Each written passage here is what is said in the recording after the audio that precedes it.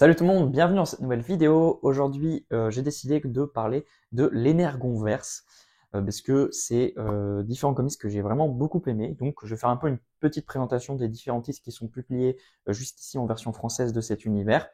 Et puis, je vais vous donner en passant aussi mon avis.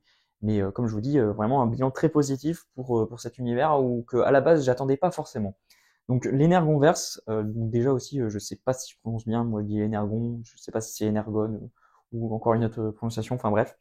Donc l'Energonverse, c'est tout simplement une histoire, une grande saga qui a pour but de lier deux univers, deux licences qui existaient déjà, donc à savoir la licence Transformers dans un premier temps et la licence G.I. Joe. Et puis en plus de ça, on a aussi une série, enfin un comics vraiment créé de toutes pièces, quoi, avec son univers qui lui est propre, c'est des personnages inventés, etc. Qui va un peu aussi se lier à donc cette grande histoire et ces deux licences. Donc cette série-là, c'est Voice Rival.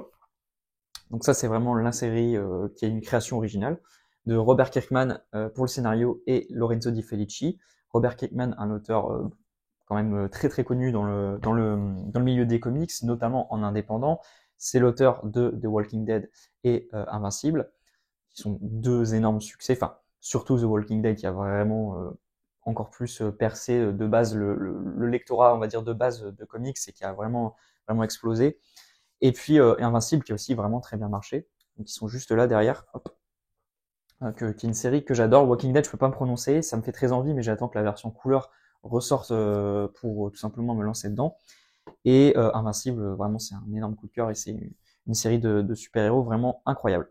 Donc voilà, donc vraiment un auteur assez incroyable, hein, Robert Kirkman. Je sais qu'il a aussi fait quelques trucs chez Marvel, mais là pour le coup, je sais pas trop ce que ça vaut. Enfin bref. Donc moi, c'est un peu ce qui m'a décidé à me lancer dans cet univers. Je vous cache pas que s'il n'y avait pas eu une série par cet auteur-là, je sais pas si j'aurais vraiment tenté le coup. Mais en tout cas, c'est ça qui m'a un peu décidé. Donc je me suis dit, je vais au moins tester cette série-là, donc du coup qui est une création originale. Et bah franchement, je regrette pas. Ça a été un gros coup de cœur. Moi, dès le premier tome, j'ai vraiment adoré cette série. J'ai tout de suite accroché à l'univers. Le pitch de cette série-là, c'est qu'on a deux factions qui vivent sur une même planète qui est vraiment séparée en deux. Et ils s'affrontent depuis des années et des années. Et ils ont toujours été en guerre, on va dire.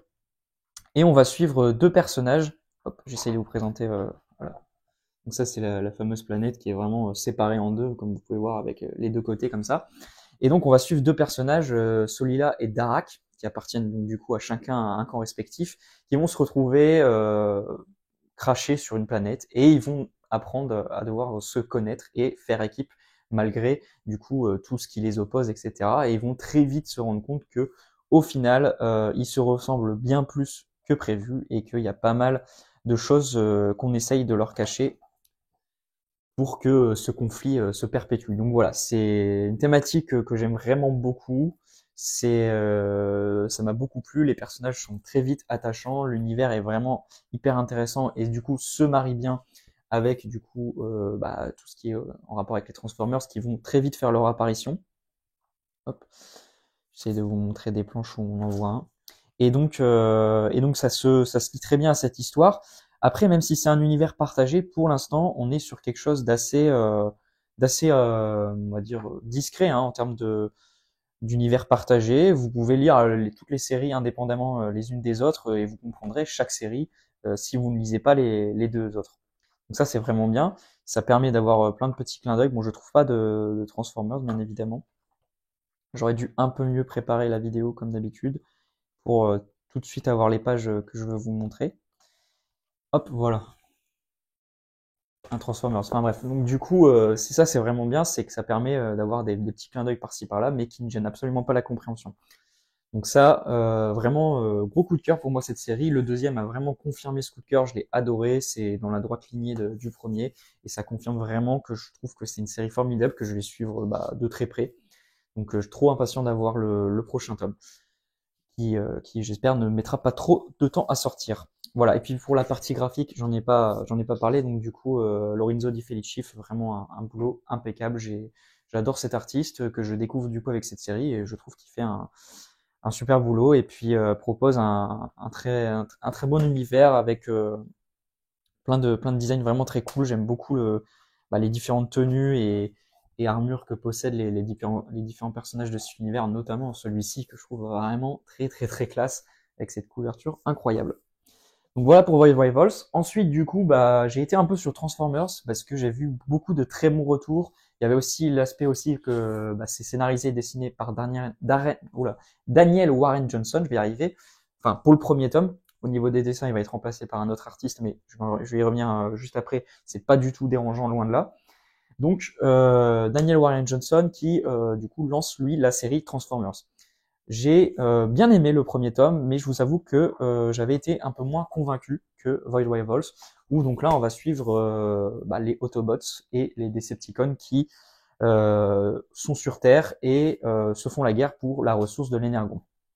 Et ça, en fait, cette thématique-là de la ressource de l'énergon, c'est un peu vraiment l'élément principal qu'on va avoir, et d'où je pense aussi que le fait que l'univers s'appelle comme ça, donc l'énergonverse, c'est vraiment l'élément qu'on va retrouver sur chaque série. Cette idée de de faire une course à une ressource pour s'en accaparer, et etc. C'est vraiment la grande thématique qui va se répercuter sur toutes les séries. Donc je trouvais ça vraiment plutôt intéressant et ça donne quelque chose de vraiment très cool à suivre quoi.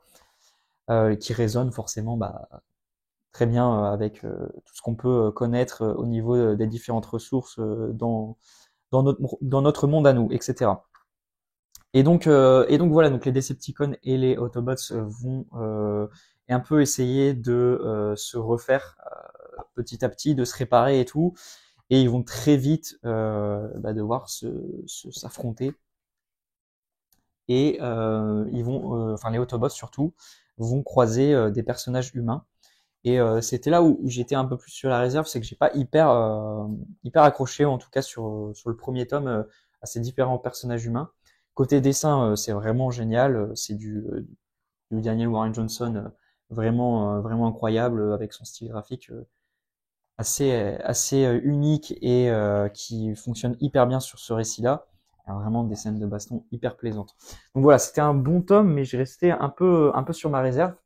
Par contre, le deuxième tome, j'ai vraiment trouvé incroyable et ça a été aussi un coup de cœur comme Void Rivals. Donc vraiment, ça m'a donné vraiment plus envie je me suis senti beaucoup plus investi dans la série et là, j'attends vraiment beaucoup la suite, donc le tome 3. Au niveau des dessins, comme je vous l'ai dit, là, c'est plus Daniel Warren Johnson, mais lui, il s'occupe toujours du scénario, mais il va être remplacé par Jorge Corona et c'est pas du tout, à mon sens, un mauvais point et limite, pour tout vous dire, je crois que je préfère même les dessins de Corona par rapport à Daniel Warren Johnson, même si c'est vraiment super beau ce qu'il a fait Warren Johnson, hein, mais je sais pas, il y a un aspect dans son style à Corona que j'aime un peu plus, notamment au niveau des visages, etc., des personnages humains et tout. Donc ça m'a beaucoup plu. Et puis à côté de ça, les scènes de baston ou quoi sont vraiment tout aussi génial à suivre. Et ce qui m'a plus convaincu aussi dans ce deuxième tome, c'est toute la partie écriture et scénario où j'ai vraiment adoré. On est tout dans un récit de guerre avec des personnages qui ont été complètement brisés et usés par la guerre, notamment du coup Optimus Prime que j'ai trouvé vraiment hyper intéressant à suivre dans ce deuxième tome où on sent que voilà toutes les années qu'il a passé à faire la guerre avec les Decepticons et tout sur Cybertron l'ont complètement usé et tout. Et il n'a pas envie de revivre ça éternellement, donc il essaye tant bien que mal de trouver des alternatives et etc.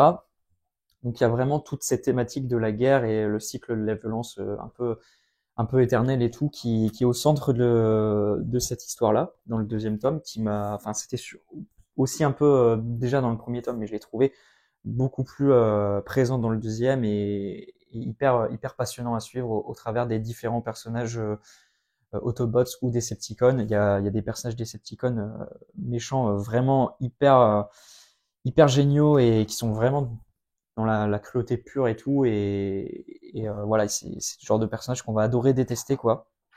Les designs et tout sont vraiment géniaux et très fidèles à l'esprit, on va dire, classique hein, des personnages. Donc voilà, donc franchement, ce deuxième tome a un beau coup de cœur et ça m'a vraiment reboosté l'intérêt pour la série Transformers et j'attends beaucoup la suite.